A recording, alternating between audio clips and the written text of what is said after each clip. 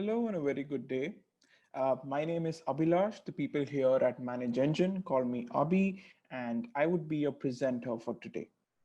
Now, before we go ahead and jump into today's webinar and see what's in store for us, I would like to thank you all for joining in. Thank you so much for taking out the time, and I really hope all of you are healthy and safe and indoors. Now, before we go ahead and jump in with today's webinar, I would like to run a quick audio and a video check because I want to make sure that everybody out here today is able to hear me and is able to see the screen well. So I'll quickly start with an audio check, right? If my voice is well and clear, if my voice is reaching to you well and clear without any distortion, if the audio is proper, just use the chat box that you see in front of you to give me a confirmation.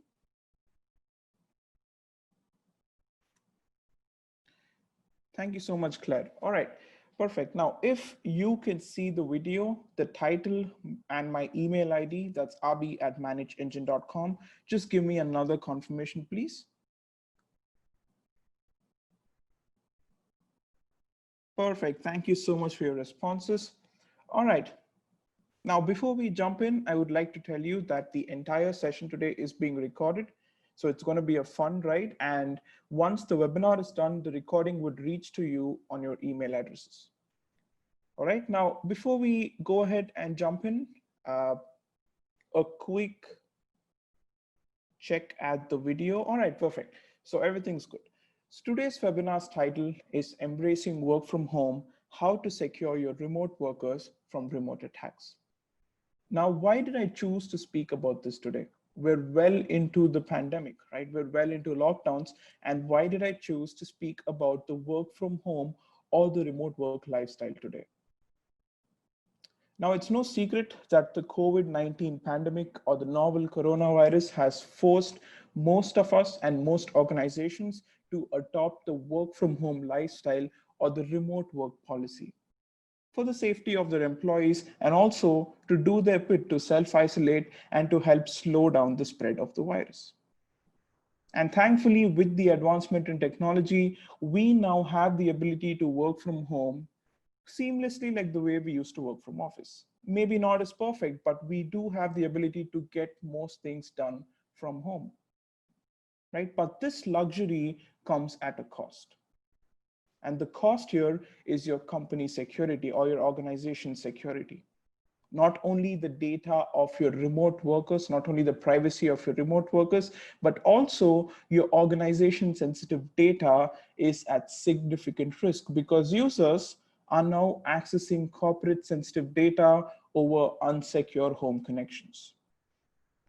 So that's going to be the story of today's webinar, right? How can we better set up a remote work lifestyle? Because this was a rather sudden transition, right? Remote work maybe was something that we have been following for a long time, but because of the virus or because of the pandemic, we have been rather rapidly pushed into the remote work lifestyle.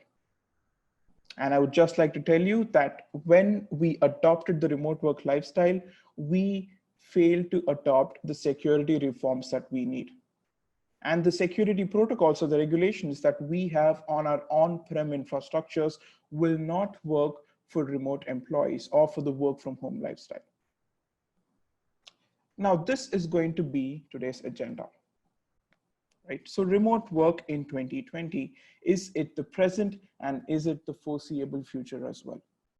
Let's just start off with some basic statistics about remote works. How quickly have organizations adopted it and how long would it last for? Would it just last for this, would it just last until the pandemic ends, or would it extend into the foreseeable future as well? In the second part of today's webinar, we'll take a look at the IT challenges, mainly the cybersecurity or the IT security challenges that administrators or help desk technicians of an organization face due to the sudden adoption of the remote work lifestyle. In the third part of today's webinar, we'll take a look at remote attacks. Right, so these are going to be a few remote attacks that are increasingly trending now, according to the WHO's cyber attack report. The fourth part of today's webinar will take a look at how we could establish a reform security strategy, a strategy that we need to adopt right away for a remote employees with Log 360. Now, remote work in 2020, where do we stand? 88% companies have required their employees or their workforce to work from home.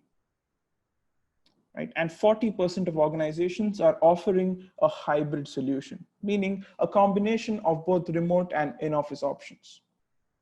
Right now, this remote work lifestyle or the work from home lifestyle has not only benefited the organization, but also the end users or the remote workers. Organizations now have lower operational costs, right? Because users are essentially working from their home.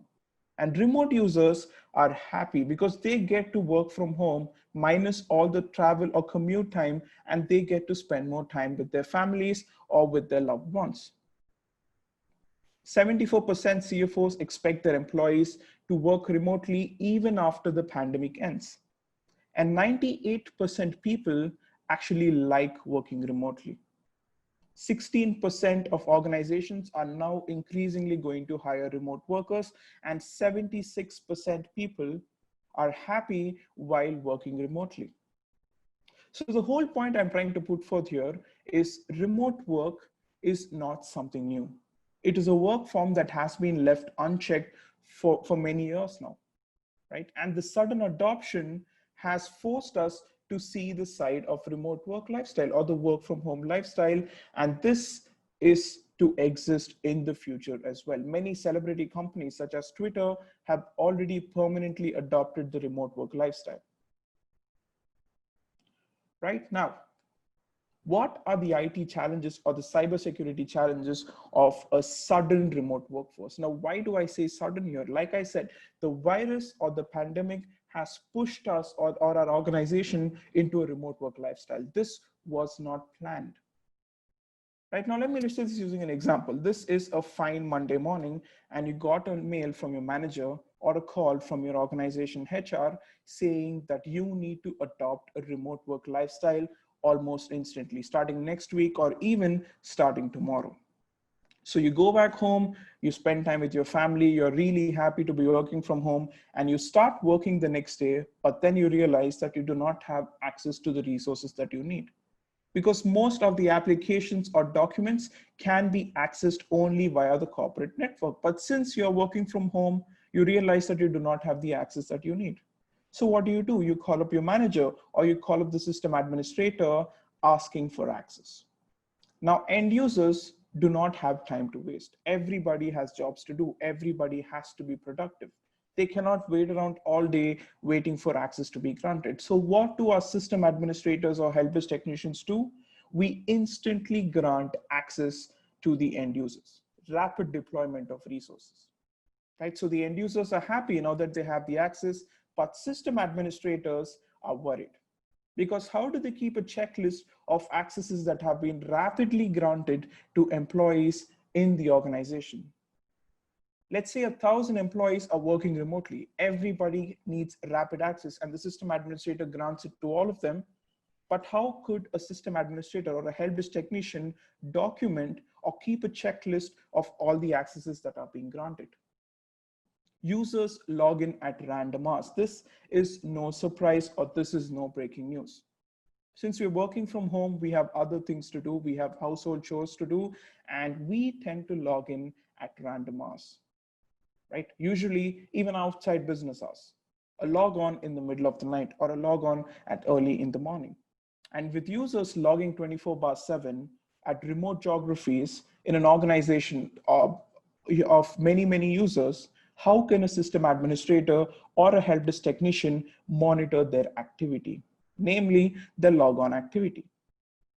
And users, when they log in, it's no secret that they modify resources, they modify documents, they modify permissions to get their job done. And this even further confuses the system administrator or a help desk technician, because now it's random logons at random times and random object or resource accesses and permission modifications. How can a system administrator or a help desk technician ensure security? Users often access their company data from their personal devices, such as their home laptops, their iPads, or their iPhones.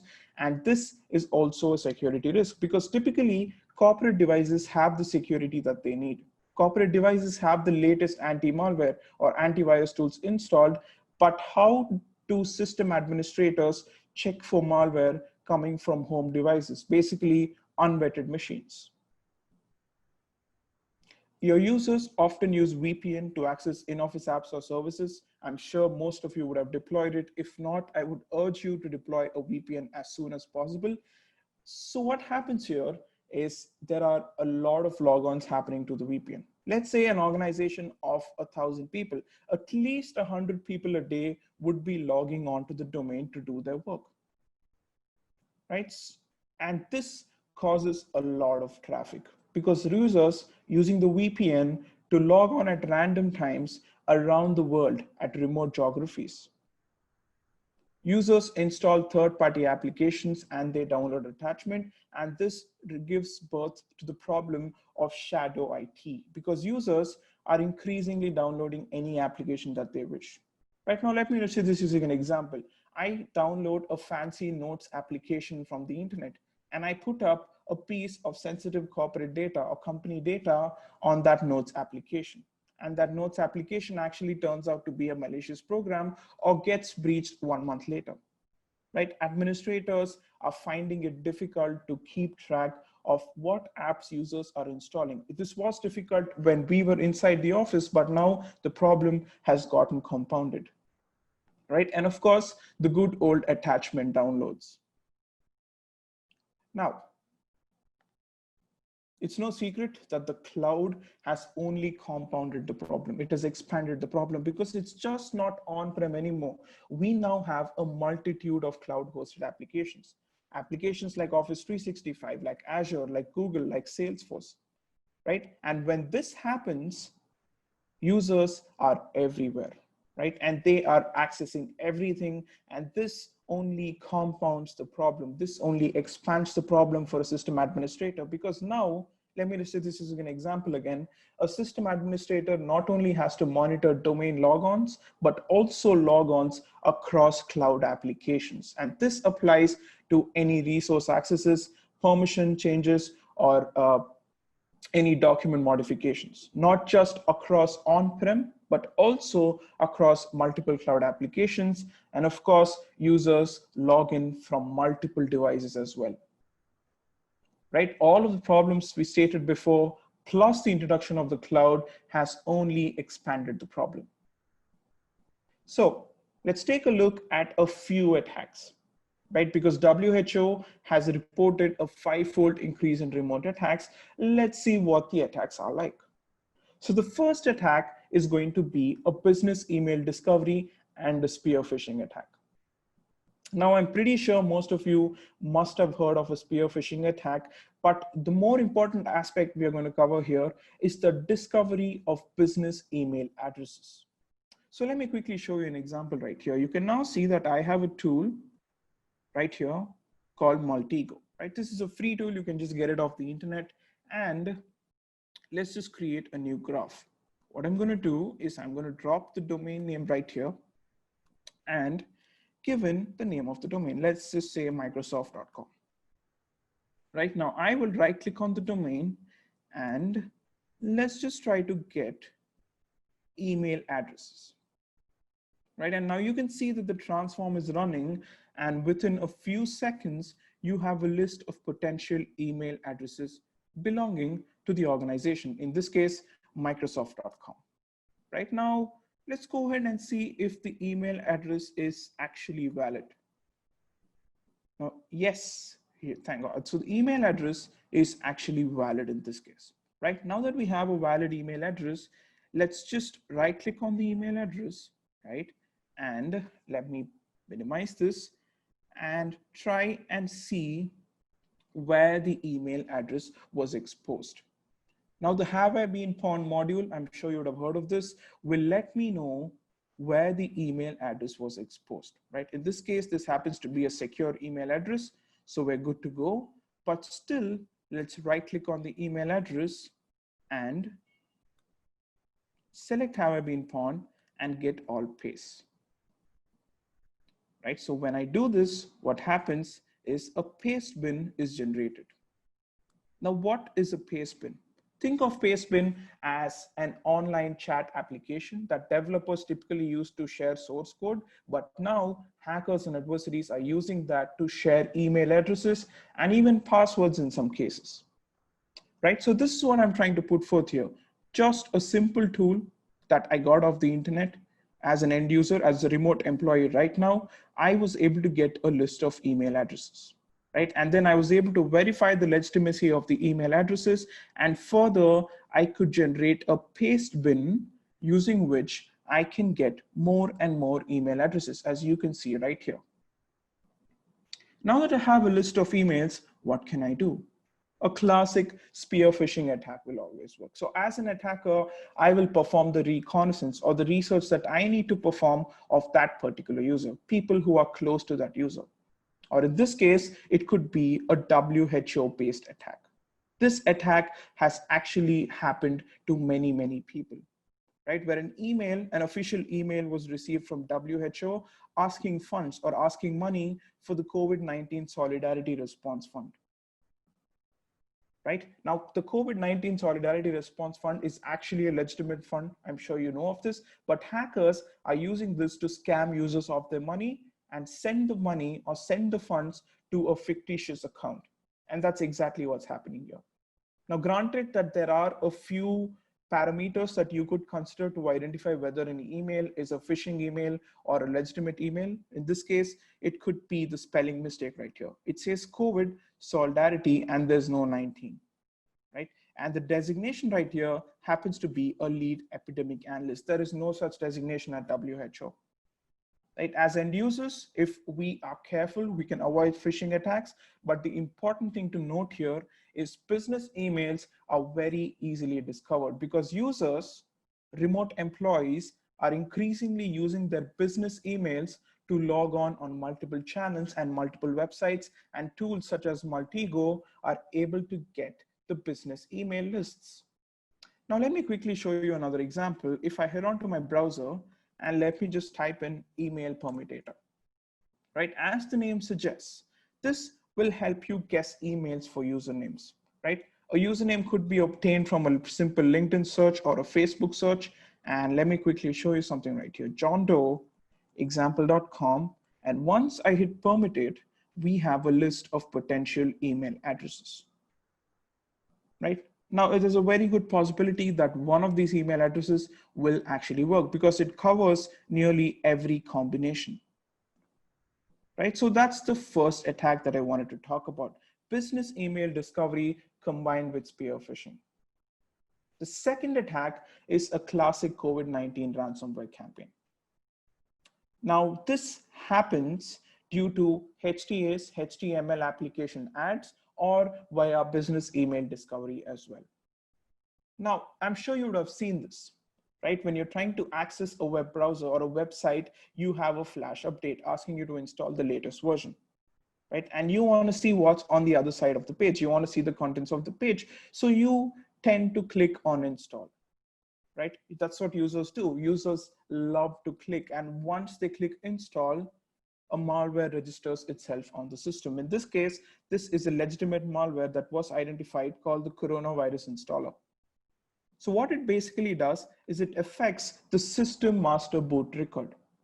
So the system reboots, basically locks down your screen, changes your wallpaper, and shows you this message. There is an option to remove virus right here, but the option is basically grayed out, so you can't use it. If you try to hard reboot the system, there will be a terminal session that opens up like you can see right here, and it says your computer has been trashed and a Discord email address. For those of you who do not know what Discord is like an online chat application. Think of it like a Facebook Messenger. So what I'm trying to say here is a simple ad over the internet can register malware and can potentially lock down a user's system. And that's exactly what happened here. And the contact here, right here, the Discord contact merely states that you are a victim of a ransomware attack and you need to contact that person there, pay him or her the ransom in order to save your system. right? Now, one out of two things may happen here. If you do not pay the ransom, your system data might be encrypted and then finally wiped out, or your system might crash entirely. This is an example of a second attack, a ransomware campaign. The third is something any user belonging to your organization can do. This is a classic password spray and remote system attack. So this is how it's going to work, right? Let me quickly head on to my domain, and here we go, right? Let me quickly open up PowerShell right here. That's right, just quickly, here we go. And now you can now see that I am logged in as a user called Ross, right? Let me quickly increase the size so you can see this better. Here we go. Right, so I'm logged in as Ross. If I run a command called net user Ross, you'll now see that Ross is a user with no privileges, right? Just a standard domain user, just an authenticated user logging onto his domain join system. Now let's see what Ross is capable of. I'll run a command called PowerShell.exe-exec and then bypass. Now, the reason I'm running this command is because PowerShell by default does not let you run scripts that are not authenticated or are digitally signed by Microsoft or other legitimate sources. So running this command will help you bypass any execution policy rules, right? Basically letting a user execute any script that he or she wants. Now, once that's done, all I have to do now is shift to the desktop, and you can now see that I have a script right here called the domain password spray. All I'll do now is run a command called invoke domain password spray, and let's just give in a predictable password, right? Let's say password at 123. In an organization that is huge, that has more than 50 employees, the probability that no user has a weak password is really, really low. So once I click enter,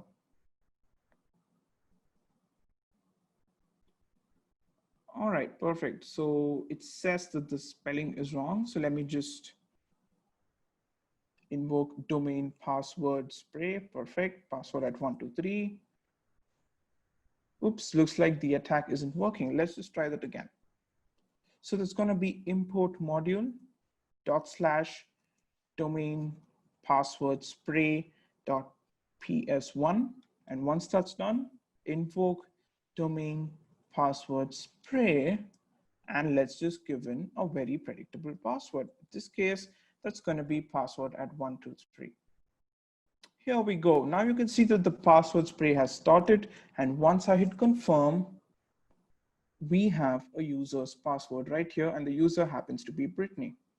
Right now, let's see what Brittany's privileges are. If I run a command, again, all of this is happening as an authenticated user, a user with no privileges, right? If I run in Brittany's command, you can now see that Brittany is actually a member of the domain administrators group. That's cool. Now let me quickly close this, open another PowerShell session, and now I'm going to open the PowerShell session as an administrator. Right now, obviously, we'll have to enter the credentials, but let's use Brittany's credentials since Brittany is actually an administrator.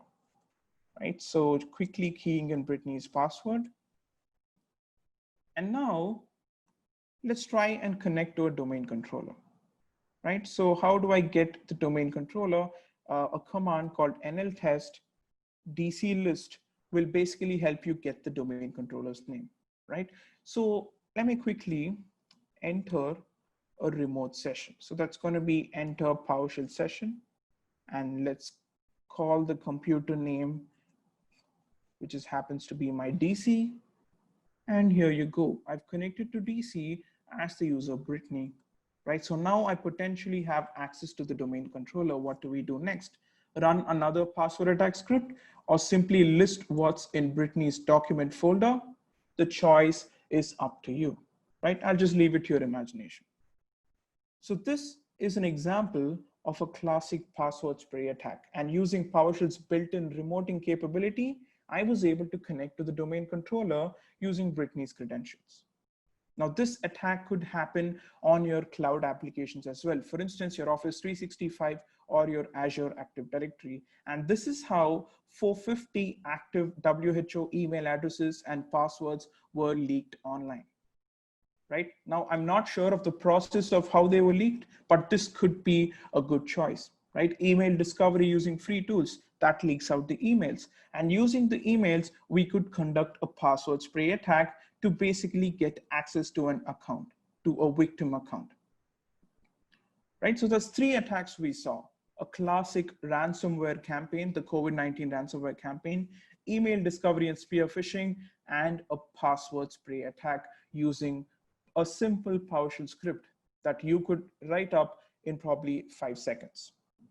Right now, of course, there are scripts that are available online that can perform more complex attacks, like a privilege escalation attack. All you have to do is simply Google, download the script, and you're good to go. And the best part here is that PowerShell is actually a whitelisted tool. Right? PowerShell is a tool that is basically secured by the organization. It's an administrator's tool, right? So no antivirus typically monitors PowerShell. All right, now I see that a few of you have questions here. Please keep them. I will get back to you towards the end of the webinar. Right, so that's the third attack. Now, it's clear that we need to reform our security strategy. It's clear that we need to update our security strategy right about now. But where do we start? Because there's a lot of ground we need to cover, right? So let's just take a step-by-step approach. So the first step that you need to do is to monitor your logons, majorly your VPN logons, right? Because like I said, VPN acts as a security channel between your remote workers and your organization data, but sometimes you will have to monitor what's happening at your VPN as well. The password spray attack could be on your VPN channel as well, right? So it's important to keep an eye on the VPN process, right? To maintain the integrity and ensure that the VPN is actually acting as a security channel and doing its job, and not a loophole or a gateway for intruders or malicious remote employees to enter your organization or to access your organization sensitive data. Now, before we head into monitoring VPN logons, I would ask for you to set up two-factor authentication for all VPN logons and install a single sign-on solution. So this is how it's going to work, right? As a remote user, you connect to the VPN, you give in the password, and then you undergo a two-factor authentication, probably a code on your smartphone. And once you enter the code, that's all you need to do. You'll have seamless access to all applications, both on-prem and cloud. If you need help with setting up two-factor authentication and SSO with your VPN, just drop me a message and I'll help you out with that. But now let's go ahead and see how we could monitor VPN logons, right? And Log360 can help you with that. But before we head into the product, let me show you the problem with native auditing. Now let me quickly head on to my VM again and open up the event viewer. You can now see that these are log off events, right? There are about 30,000 log off events. And let me just tell you that this is my machine. Nobody has access to this machine. And there are 30,000 log off events, right? Now, the reason I'm showing you this is to just tell you to imagine the number of log on and log off events that happen on a domain controller, an organization where hundreds and thousands of users are logging in and out every day, right? So the number of log on events are numerous. There are very high volume, and using native tools will not work. Contextual filtering is missing. For example, from which country is the user logging on? Is it a domain controller or a member server? Is the logon happening inside or outside of business hours? Right, this is just a few problems that I can give you right now about VPN or about logon auditing, but trust me, when it comes to native auditing, the problems just keep increasing because you've got domain controllers spread across locations. You've got users spread across locations, and you've got your remote workers logging in and day out on your workstations, on your member servers, on your workgroup machines, on your domain joined systems as well. And you'll need to monitor all of their logons. Right? Now let's see how Log360 can help. So if I quickly head into Log360, you can now see that this is Log360 and there are a lot of components, but for today's session, we are going to cover AD Audit Plus and Event Log Analyzer. They make up the security part of Log360, right? So I have separate instances open right here, and let me quickly head into Event Log Analyzer. If I head into reports right here, let me quickly refresh this. I think I got logged out, yes. So if I head into reports, you can now see the number of VPNs that we do actually monitor. Right, let's just select, let's say a Fortinet VPN right here. If I scroll down, we have the VPN logon reports right in front of us. Right, if I click on failed VPN logons, you can find out the failed VPN logons. Which user, which device, the IP address of the device, which date and which time. Right? If I click on top VPN logons based on remote device, here you go. The count is 14. Now, when times such as this, when you get reports such as this, you can set up an alert and alert the administrator or a help desk technician via email or SMS, and you can immediately call up the user and find out why there have been 14 invalid logon attempts, right? Because this is an anomalous activity. No user logs in 14 times. Right? So using VPN logon reports right here, you can monitor VPN logons, authentication failures, VPN logons based on users, based on device, you name it. Right? We've got lots of customizations right here, and you can monitor VPN logons for multiple VPN providers, as you can see right here. So the next thing I would like for you to do is head into AD Audit Plus, just another module of Log360, and monitor Active Directory logons. You can now see that there are logon failures based on users, logon failures based on domain controllers, and the list simply goes on, right? You've got Active Directory logon monitoring. You can monitor logons on multiple domains. You can monitor logons based on specific objects. You can go back in time and check logons, and not just Active Directory. You've got your Azure Active Directory logon monitoring here as well.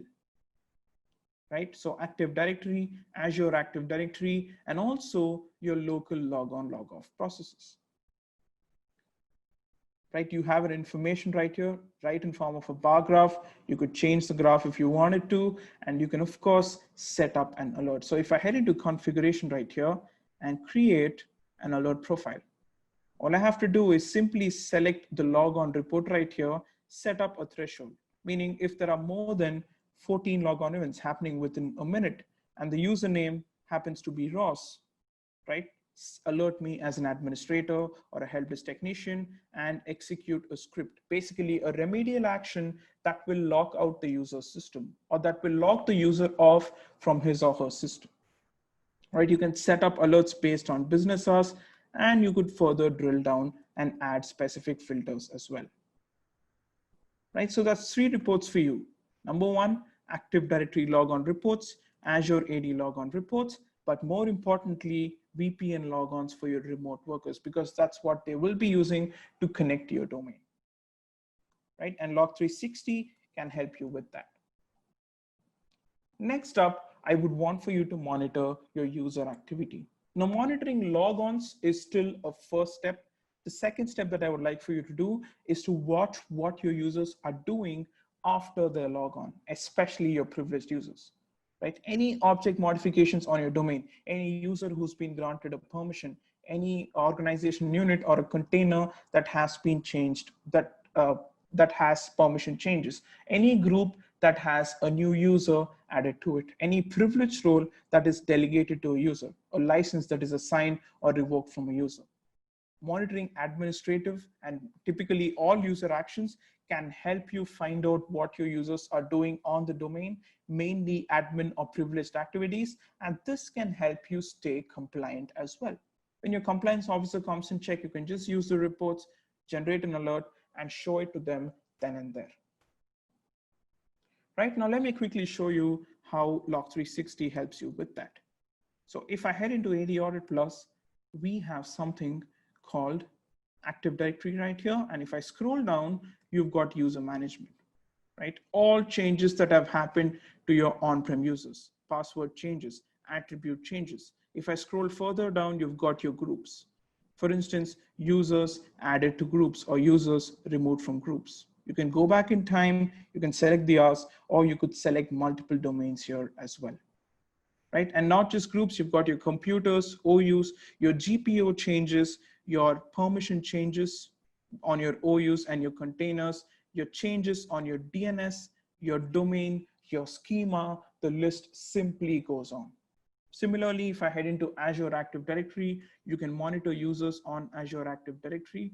As you can see right here, roles that are granted to the users, groups that the users are added to or removed from, application management in this case. For instance, if I quickly select recently added application, here you have list of applications that were recently created in Azure Active Directory, right? You could watch your Azure Active Directory licenses, users for whom licenses have been changed or new licenses have been assigned, and the list simply goes on. So that's two tabs right here, Active Directory to monitor everything that's happening within your Active Directory, and Azure AD to monitor everything that's happening within your Azure Active Directory, right? So that's the second thing that I would like for you to do, monitor what your users are doing after they log on. Majorly the administrative activities, and Log360 can help you with that. You need to deploy Log360 over the internet for this to work. Now, the reason I say this is because Log360 can be installed on-prem. And when you install it on-prem, it monitors your organization network, meaning whatever is happening within your organization. But now that we need to track our remote workers, right, we need to install Log360 over the internet. It's pretty straightforward. All you have to do is set up HTTPS, install an SSL certificate, and the product is hosted over the internet, and you're good to go. All your remote employee activities, when they log on, what are they doing after they log on? How long are their working hours? When are they logging off? Everything can be monitored with Log360. Now, the third thing that I would like for you to do is to block unnecessary traffic and establish stringent firewall rules. Now, I'm pretty sure you would have seen this. If I head on to my control panel right here and click on allow an app or feature via the firewall, right? I'm pretty sure this should work here. Here we go. So all you have to do is select the apps that your remote users can access. I would suggest for you to keep this at a minimum, just the required apps, nothing more. So that's the first thing that I would like for you to do. And then head into systems and security, open up firewall again, head into advanced settings and set up stringent inbound and outbound rules. I'm pretty sure you would have seen this, right? So this is what I've done to my machine. I've set up very stringent rules based on the principle of least privilege. Now, what do I mean by that? So let me quickly show you something here.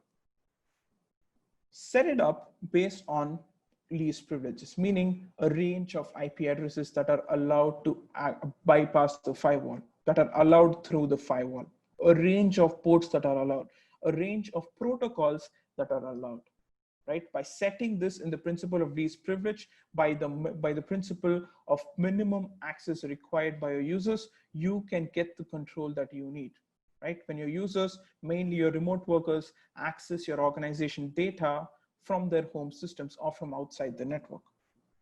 Setting easy to go firewall rules is generally not a good option. For instance, this command right here will allow any remote desktop user to access the web server because it says any, right? Now that's not a good approach. The any must be replaced with an administrator system's IP address, and only the admin must be allowed to access the web server, right? So that's two things I would like for you to do with firewall. Number one, set the applications that your users can access. Number two, set up your IP addresses, your port ranges, your protocols following the principle of least privilege, just the access that's required, nothing more, nothing less, right? But it's also equally important to monitor the firewall traffic. Just setting rules is one step, but you still need to check your firewall for malicious traffic that may be coming in. So let me quickly show you something right here. If I head on to Event Log Analyzer, another, again, a component of Log360, and let's say Sonic Wall, right? This is just a VPN. And now you can see firewall denied traffic, a report right here.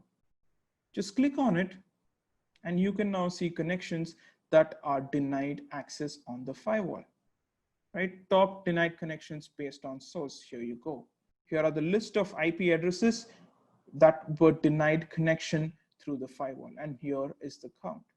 If the count here is 149, so that could be a malicious attempt. It means the user is continuously trying to access something that he or she is not supposed to, right? So you can immediately throw an alert and alert the administrator or the help desk technician. And yes, you've got multiple reports here that you could do. And if I head into firewall website traffic, you can drill down and find out the top website traffic that your users are accessing. This can help you with security, but also to monitor what your users are doing. If you take the logon reports and if you combine the top website traffic report right here, you can essentially monitor your remote user productivity, right? As managers, you can know what your team is doing when they are logging on, when they are logging off, what are they doing on the domain, and data such as what websites they are accessing. So that's something that I would like for you to do. Set up firewall applications, set up stringent rules, right, by following the principle of least privilege, and monitor your firewall traffic. Majorly the denied connections, and the denied connections based on source, system, protocol, port, or IP address, right? If anything that goes outside the range of ports that you've specified, you will get an alert right here.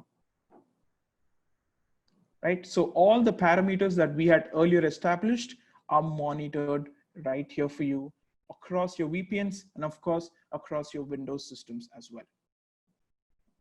So that's something that I would like for you to do. Monitor firewall traffic with Log360. The next thing that I would like for you to do is to whitelist applications. Now, why is this important? Now, I'm pretty sure you would have seen the app locker, right? If I quickly head on to my VM right here and open up group policies, you can find the app locker right here.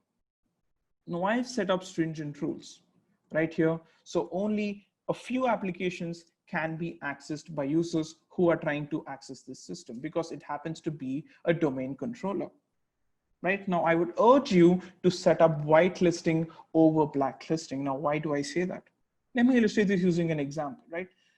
Let's say you have a list of 100 viruses or 100 unwanted programs that need to be blocked, or let's say 100 executables. So you'll just add them here. What if there is an executable, 101 executable that you haven't blocked, right? And that's not in your blacklist. So that could potentially enter your organization. That could potentially bypass your firewall and enter your organization. So setting up a whitelist is more important than setting up a blacklist, because a whitelist will tell you the programs that are allowed in your organization, the executables that are allowed in your organization, the scripts that can be run within your organization, and that's it.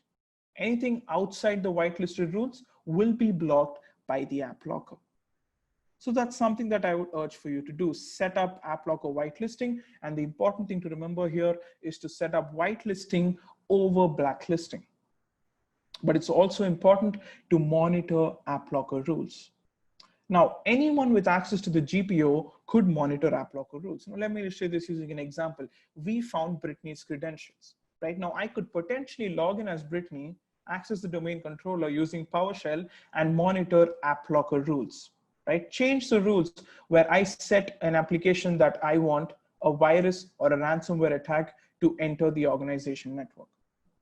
So setting app locker rules is one thing, but you'll also have to monitor the app locker rules for any changes, right? And Log360 can help you with that, because Log360 can monitor your GPO changes and also app locker whitelisting rules that you can see right here. So any changes that are made within the GPO to the app locker rules, you'll immediately receive an alert and you can go check on that, because app locker rules are basically the barrier that allow only authorized and legitimate applications. Right? Now, the next thing that I would like for you to do is watch your file or folder data. A quick recap of what we saw. We saw how we need to monitor VPN logons, right? Find out unauthenticated VPN logons, monitor hybrid logons, monitor on-premises logons. Next up, we saw how we should monitor user activity after they log on, meaning administrative activities such as domain object changes or GPO changes or the group membership changes, right? So that's user logon, user activity after the logon. The third step was to monitor firewall traffic. Set up stringent firewall rules, set up only authorized apps that can go through the firewall, and monitor the rules, monitor the firewall traffic for any malicious activities, right? For instance, stop denied connections based on source, denied connections based on users. The fourth step was to set up app logger whitelisting, a set of rules that you need to set up to allow only legitimate and authorized programs, applications, executables, or scripts to be allowed to run within your organization, right? The fifth point now is to monitor your file and folder data, because file and folder data is your organization's currency. And the motive, let's face it, of most attacks is to get hold of your organization sensitive data. And the problem is only compounded because it's just not Windows file servers and organization, but a combination of multiple file servers. For instance, NetApp file servers, EMC file servers, and Windows failover clusters. But Log360 can help you with that. Let me quickly show you right here. If I head on to Log360, namely the AD Audit Plus module, we've got something called file audit right here. And you can monitor your Windows file server, Windows file cluster, your NetApp servers, your EMC servers, your Synology network attached storage servers, right? If I click on file audit reports, here you go. For instance, files created, moved, copy, pasted, file folder permission changes that are being made, right? Including the auditing changes. You can get file-based reports, you can get server-based reports, you can get user-based reports. The list simply goes on for all your file servers, namely your NetApp file servers, your EMC file servers, your Windows file servers, your clusters, your Synology NAS, and that's about it, right? So that's file audit right here for you to monitor activities that are happening within your file and folders, right? For instance, a change of a folder owner is something that you'll have to monitor, right? Because typically this occurs many a times in organization where an administrator has no access to the folder that he or she created because the owner of the folder was changed by a user to somebody else, right? Once you have these reports, you can obviously head into configuration, set up an alert, alert the administrator or the respective helpdesk technician. Log360 can help you get compliance-specific reports based on SOX, HIPAA, GLBA, PCI DSS, and you can be ready, right? These reports are not just for your information, but also help you to stay compliant. So you can be ready when your compliance officer walks in with the list of reports, with the list of administrative tasks and accesses that have happened on your domain joint system. Last but not the least, I would like for you to monitor user behavioral patterns. Right now, why is this important? Why do we have to monitor a user behavior, and what do I mean by this? So monitoring user behaviors helps you to establish a baseline of normalcy. Let me say this using an example, right? Let's say the user logons. So what the Log360 does is it collects all logon activities on the domain and forms a data pattern, right, to establish a baseline or a level of normalcy within your organization. And once a baseline or a level of normalcy is established, it looks out for anomalies or any deviations that have happened. For instance, a user accessing a host for the first time, right? A user logging on after business hours is an anomaly, right? It's outside the normal behavior. It's outside the baseline that has been established. And once an activity like that, a deviation is detected, it will alert the administrator or the helpdesk technician. So let me quickly show you what I mean by that. If I head into AD Audit Plus, we've got something called analytics right here that can help you monitor for anomalous user activities by reading into their behavioral patterns. For instance, anomalous logon activity, like I said, unusual logon activity time, unusual amount of logon failure. If I head into anomalous file activity, an unusual amount of file deletions, or file moves or file modifications, or probably a new process that is started on a server that wasn't existing before. The process could be a potential ransomware or malware, right? So the analytics tab helps you to drill down and monitor what's happening on your domain by establishing a baseline of user behavior, right? So that's why it's important that you read in to your user behavioral patterns. And we can help you with that because Log 360 uses AI and machine learning, namely the K-means algorithm to do this job, right? To establish a baseline, of normalcies and watch out for deviations. So yes, like I said, the concept of remote work is absolutely not new. It's something that has been long existing, but it is a work form that has been left unchecked for many, many years. So it's time we reform our security strategy for our remote work, for the lockdown, or even after the lockdown, and Log 360 can help you with that. Whether you are in office or whether you are a remote worker, Log 360 can help you audit everything and help you get the control, the visibility mainly that you need over your hybrid environments. All right, now before I end this webinar, I hope you found this informative. I will be quickly pushing out 2 questions on your screen. There will be 2 polls on your screen, and if you can help me with the answers, that would be really great. This is something for our internal team, right? So a few seconds of your time. Now you'll find a question flash across your screen, and if you can help me out with the answers, that would be really great.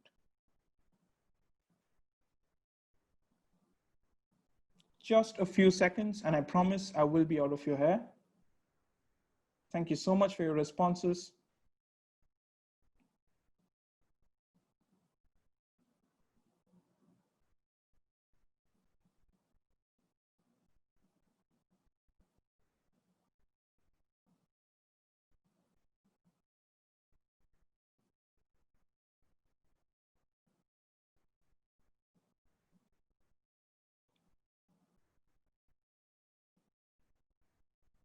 Thank you so much for your responses. Now, just another poll. I hope you found this session informative. I tried to cram in as much as information I could within the 40 to 50 minutes that I had. I hope you were able to recollect everything. And please do not worry. I will reach out to we will be reaching out to you with a list of all the questions that you have, right? I will be getting back to you with the answers, and you would receive an email of the recording as well. So there's no worry that way.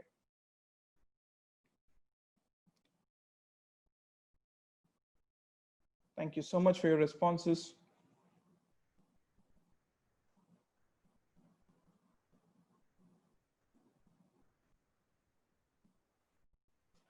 All right, perfect. So I hope you found this session informative. I tried to cram in as much as information as I could. Now I would be here for the next 10 to 15 minutes. So if you've got any questions, use the chat box in front of you and punch in your questions. I would be more than happy to take them. But if you have questions later during the day, just drop me an email to abi@manageengine.com. That's abi@manageengine.com. And I would be more than happy to help you out. So yes, I would be here for the next 10 to 15 minutes. Please feel free to use the chat box to punch in your questions. But otherwise, I hope you found the session informative. Stay home, stay safe, and I hope you have a really, really nice day today. Thank you so much.